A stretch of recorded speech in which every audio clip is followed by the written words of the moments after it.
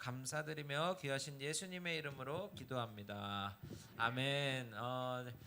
제가 아까 이제 하랑이가 잘 기도를 해줬었는데 날씨가 이제 갑자기 추워졌다고 이렇게 기도를 해줬어요. 그런데 이제 제가 이렇게 슬쩍 보니까 하랑이 복장을 보니까 반팔 반바지를 입고 이제 날씨가 갑자기 추워졌다고 하니까 참 네. 아직 건강하구나라는 그런 생각이 들었습니다. 제가 이제 어제 머리를 이제 좀 잘랐는데요. 머리를 자르다가 이제 작은 이렇게 한 사건이 있어서 잠깐 소개하고 이제 말씀을 시작하려고 해요. 이제 그 미용사분이 저한테 이렇게 물어보시는 거예요.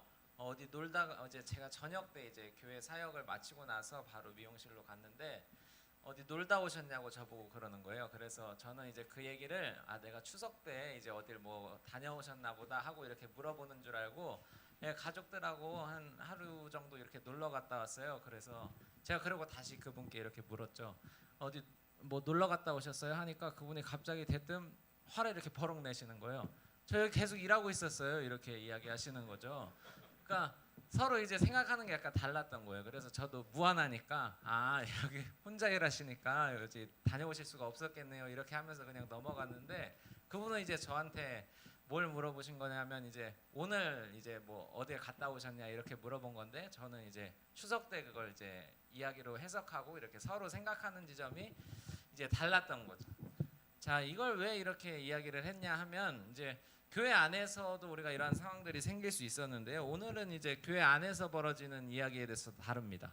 싸움과 이제 갈등이 생기는 이유가 뭐냐라고 이렇게 성경은 이야기하고 있는 건데, 자, 그 두 가지 이유를 우리가 말씀을 통해서 같이 살펴보도록 하겠습니다.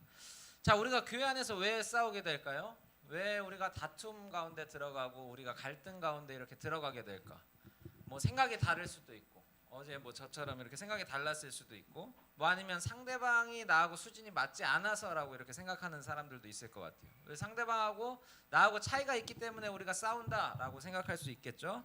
자, 그런데 이제 첫 번째 우리가 생각해 볼 때요. 야고보 사도는 이제 다툼이 왜 일어나느냐 했을 때 1절 말씀해 보니까 욕심에서 이렇게 비롯된다라고 말합니다.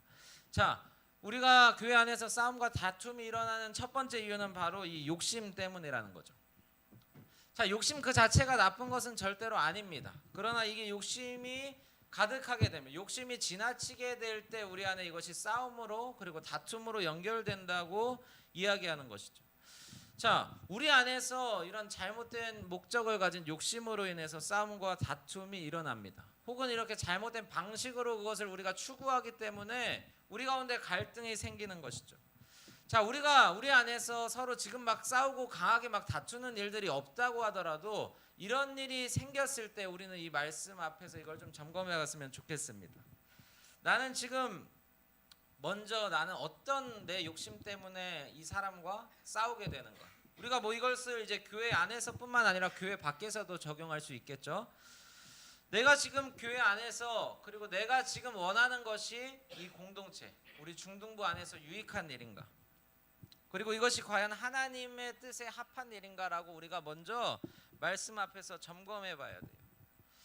여러분, 세상에서 구하는 그런 욕심들을 우리가 그대로 가지고 이 교회 안으로 가져오고 들어오기 때문에 싸움이 생기는 거예요. 자, 누구나 우리가 앞에 서고 싶어 합니다. 오늘 이제 찬양팀 앞에 선 것처럼 막 어떤 사람들은 센터에 서려고, 우리 중등부 찬양팀은 막 센터에 서려는 욕심은 그렇게 많지 않은 것 같아요. 자, 그런데 막 어디 가면 이제 자기가 앞에 서려고 막 자기가 앞에 이렇게 막 드러내려고 이렇게 서로 막 경쟁을 하면서 서로 막 더 잘 보여주려고 경쟁하는 일들이 비일비재한데, 자, 이런 모습들까지도 우리가 교회 안에 잘못된 욕심으로 우리 안에 들어올 수 있게 되는 거죠. 자, 개인적으로 우리가 기도할 때도 이렇게 잘못 구하는 것들이 있게 됩니다. 저도 예전에 이런 기도를 했었는데요. 하나님 뭐 더 막 잘생겨지게 해주세요. 막 이런 기도도 했었고, 어떤 이제 저를 이제 막 별로 이렇게 좋아하지 않는 분이 계셨는데 그분도 이제 인정한 게 제 이제 코였어요. 야, 너는 그래도 코를 안 빼면, 코를 빼면 볼만하단가? 아니죠, 이게 아니죠. 반대로 얘기해야 되는 거죠. 그렇죠. 코를 빼면 시체라고 이제 그렇게 얘기한 거죠. 그렇죠. 자, 막 그런 이야기들 하면서 하나님 좀 다른 데도 더 잘생겨지면 좋겠어요 하는 이런 구하는 그런 의도들이 결국에는 이게 내가 무엇을 위해서 이런 것들을 구하냐라고 이렇게 다시 점검하게 되는 거죠. 여러분들도 공부할 때 지혜를 구하시는 분들이 있을 거예요. 하나님 지혜를 주셔서 하나님 내가 이 시험 잘 보고 또 좋은 학교에 들어가게 해주세요라고 이렇게 기도하는 친구들, 여기 한 번도 그렇게 기도해보지 않은 친구들만 한번 손을 들어보세요. 자, 없을 거예요. 아마 선생님들도 다 이렇게 기도해 보셨을 텐데, 자, 그러면 우리가 그렇게 기도하는 그 목적이 무엇이냐고요. 하나님 내가 하나님을 위해서 살겠습니다, 하나님 영광을 위해서 살아가겠습니다 라고 하는 그런 목적으로 여러분들이 그런 기도를 하고 계신가요? 아니면 내가 나중에 더 잘 되고 또 잘 먹고 잘 살고 또 좋은 사람 만나서 그냥 행복하게 살아가겠습니다, 이런 정도로 우리가 그냥 내 욕심을 채우기 위한 기도로 거기서 그치지 않고 그냥 거기서 머무르고 있지는 않냐는 것이죠.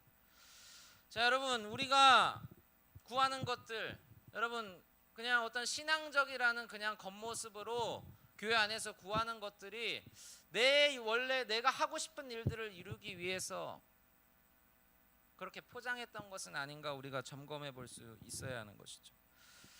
여러분, 야고보서 4장 3절 말씀은 우리에게 이렇게 이야기합니다. 우리 야고보서 4장 3절 말씀, 아까 읽었던 말씀인데 한 번 더 생각하면서 우리 같이 읽어보도록 하겠습니다. 야고보서 4장 3절입니다. 야고보서 4장 3절 우리 한 목소리로 함께 읽도록 하겠습니다. 시작. 구하여도 받지 못함은 정욕으로 쓰려고 잘못 구하기 때문이라. 자, 그렇습니다. 왜 하나님께서 우리의 기도를 들어주시지 않느냐 하는 그 이유가 바로 4장 3절 말씀이요, 내가 잘못 구하고 있기 때문이죠. 내 욕심을 채우려고 이렇게 기도하기 때문에 하나님께서 그것을 들어주실 수 없다라고 말씀하시는 거예요. 여러분, 여러분들의 동생이나 혹은 어린 아기가 여러분들한테 자기를 해하게 할 수 있는 그런 어떤 칼이나 이런 것들을 달라고 했을 때 주시는 분은 없을 거예요. 저는 이런 이야기도 좀 들었어요. 주변 지인 중에서 어떤 부모님이 이제 자녀에게 오토바이를 사준 거예요. 근데 그 사준 오토바이를 타고 다니다가 자녀가 크게 다치는 일, 그리고 막 어디 이렇게 사고가 너무 크게 나서 자기의 목숨을 잃어버리는 이런 이야기들 여러분 다 한 번쯤은 한번 들어보셨을 거예요. 여러분, 자녀가 여러분들 나이에 있는 지금 청소년들이 막 오토바이를 부모님께 사달라고 한다고 해서 사주는 부모님들은 안 계실 거예요. 그런 것처럼 하나님께서 여러분이 욕심을 따라서 구하는 그 기도를 들어주셨을 때 그 결과가 어떻게 될지 하나님께서 아시기 때문에 하나님께서 그 기도를 들어주시지 않는다는 거죠. 여러분, 말로는 하나님을 위해서 내가 그렇게 구하겠습니다라고 하지만 그 진심은 내 욕심을 따라 구하는 것. 여러분, 하나님께서는 우리의 중심을 보신다고 말씀하십니다. 사무엘상 16장 7절에 이렇게 말씀하세요. 여호와께서 사무엘에게 이르시되 그의 용모와 키를 보지 말라. 내가 이미 그를 버렸노라. 내가 보는 것은 사람과 같지 아니하니 사람은 외모를 보거니와 하나님은 나 여호와는 중심을 보시느니라 하시더라. 이렇게 말씀하십니다. 자, 여러분, 우리가 첫 번째 오늘 말씀을 통해서 생각해야 될 것은 바로 우리가 욕심을 따라서 여러분 구하는 사람들이 안 되기를 정말 간절히 소망합니다. 여러분, 주님의 나라와 또 주님을 위해서 먼저 구하는 우리 중등부가 다 되기를 간절히 소망합니다. 전에 어떤 친구가 저한테 이 말씀 구절이 어디서 나오는 구절이냐고 저를 이렇게 시험한 적이 있었는데, 마태복음 6장 33절 말씀이죠. 먼저 그의 나라와 뭐를 구하라고 말씀하세요? 그의 의를 구하라. 여러분, 이것이 우리의 기도가 되기를 정말 간절히 소망합니다. 자, 우리 두 번째로 넘어갈 텐데 6절과 10절 말씀해 보는데 마지막 10절 말씀에 한번 보도록 하겠어요. 10절 말씀해 보니까 이렇게 말씀하세요. 야고보 사도는 이제 10절에서 주 앞에서 낮추라라고 이야기하죠. 자, 낮춘다가 무엇을 의미할까요? 자, 그냥 단순히 막 겸손하게 우리가 두 손 모으고 인사를 잘하는 것, 뭐 그냥 어떤 사람한테 뭐 자주 사양을 하고 막 양보를 잘하고 말을 적게 하는 것을 우리가 낮춘다라고 이야기하지 않아요. 여러분, 여기서 말하는 것은 겸손에 대해서 이야기합니다. 겸손은 단순히 그냥 예의의 문제가 아니라 성경은 우리에게 위치의 문제라고 이야기합니다. 자, 뭐 다시 한번요. 성경은 겸손에 대해서 뭐라 이야기한다고요? 예의의 문제가 아니라 어떤 문제? 위치의 문제라고 이야기한다고. 자, 왜 위치의 문제라고 이야기하냐면 겸손은 우리가 하나님 앞에 하나님 앞에 서 있다는 것을 의미하는 거예요. 자, 여러분, 우리가 하나님 앞에 있기 때문에 우리의 모습과 태도가 겸손할 수밖에 없는 것이죠. 자, 우리가 하나님 앞에 섰을 때에 따라서 다른 사람을 하나님 앞에 있다고 생각하기 때문에 다른 사람들을 함부로 대하지 않을 수 있다는 것이죠. 사람은 누구 앞에 있는지에 따라서 자신의 태도와 자신의 어떻게 취해야 되고 어떻게 행동해야 할지를 결정합니다. 대통령 앞에서 혹은 여러분들이 어떤 대기업 회장 앞에서 여러분 서 있다고 한번 생각해 보세요. 혹은 여러분의 어떤 진로를 결정할 수 있는 그런 사람 앞에서 여러분이 여러분이 어떤 학교를 들어가기 위해서 면접을 봐야 되는데 그 면접관 앞에서 여러분들이 어떤 태도를 취할지 한번 생각해 보세요. 여러분, 그럼 당연히 겸손하게 자기를 뽑아달라는 제스처를 취할 수밖에 없겠죠. 거기 가서 뭐 네가 뽑고 싶으면 나를 뭐 해봐봐 뭐 이렇게 이야기하고 그런 거만한 태도를 유지할 사람은 아무도 없을 거예요. 자, 그런데 우리가 하나님 앞에서 그런 사람들 앞에서도 우리의 태도가 겸손해지고 낮아지는데 우리가 살아계신 하나님 앞에서 있다고 한다면 우리의 모습과 태도가 어떻게 바뀌게 될까요? 여러분, 우리가 하나님 앞에 서 있는 사람이라는 것을 기억한다면 여러분, 우리가 누구를 만나든지 우리가 내 친구를 만나고 내가 높은 사람을 만나고 아니면 나보다 약하다고 생각이 드는 사람을 만나도 여러분, 우리의 태도나 우리의 어떤 모습과 행동이 바뀌지 않을 거예요. 우리가 겸손할 수밖에 없게 되는 것이죠. 여러분, 오늘 우리의 위치, 지금 오늘 우리가 서 있는 이 자리를 깨닫는 은혜가 있었으면 좋겠어요. 저는 그냥 우리가 단순히 어떤 사람 앞에서 지금 이 예배를 드리고 찬양을 드리고 나가는 것이 아니라 우리가 오늘 이 자리 가운데 온 것은 하나님 앞에 있다는 것을 우리가 기억했으면 좋겠습니다. 하나님 앞에서 우리가 예배드리고 또 하나님 앞에서 우리가 찬양하고 우리가 하나님 앞에서 여러분 옆에 있는 사람들을 대하고 여러분 옆에 있는 사람들과 함께 신앙생활을 하는 것이죠. 그렇기 때문에 우리가 그냥 어떤 보여주는 모습으로 우리가 그냥 그 사람들을 함부로 대할 수 없다는 것입니다. 자, 이제 마지막 세 번째로 넘어갈 텐데요. 우리가 첫 번째, 두 번째 잘못된 욕심과 또 잘못된 기도, 그리고 이제 두 번째는 우리의 어떤 겸손한 모습을 우리가 교만한 모습들을 내려놓고 이제 겸손한 모습으로 나아가야 한다고 제가 말씀을 드렸어요. 자, 이제 마지막 우리가 그렇다면 이 두 가지 일들을 이루어가면서 우리가 정말 우리의 믿음을 삶으로 드러낼 수 있는 그 자리로 가려면 어떻게 해야 될까? 자, 우리 마지막 8절, 우리 읽었던 본문 8절 말씀을 함께 읽고요. 우리 같이 적용해 보도록 하겠어요. 자, 4장 8절 말씀 우리 큰 목소리로 우리가 할 수 있는 큰 목소리로 한번 이 4장 8절 말씀 함께 읽도록 하겠습니다. 시작. 하나님을 가까이 하라. 그리하면 너희를 가까이 하시리라. 죄인들아 손을 깨끗이 하라. 두 마음을 품은 자들아 성결하게 하라. 아멘. 자, 우리가 해야 할 것이 뭐라고 오늘 제목이죠. 우리 한번 같이 읽어볼까요? 오늘 제목 한 목소리로 시작. 하나님을 가까이 하라. 자, 이 두 가지 우리가 넘어질 수 있는 잘못된 욕심과 또 교만을 넘어설 수 있는 가장 큰 비결 그리고 방법은 바로 하나님을 가까이 하는 것입니다. 자, 여러분, 하나님을 가까이 하는 우리 중등부가 다 되기를 주님의 이름으로 축복합니다.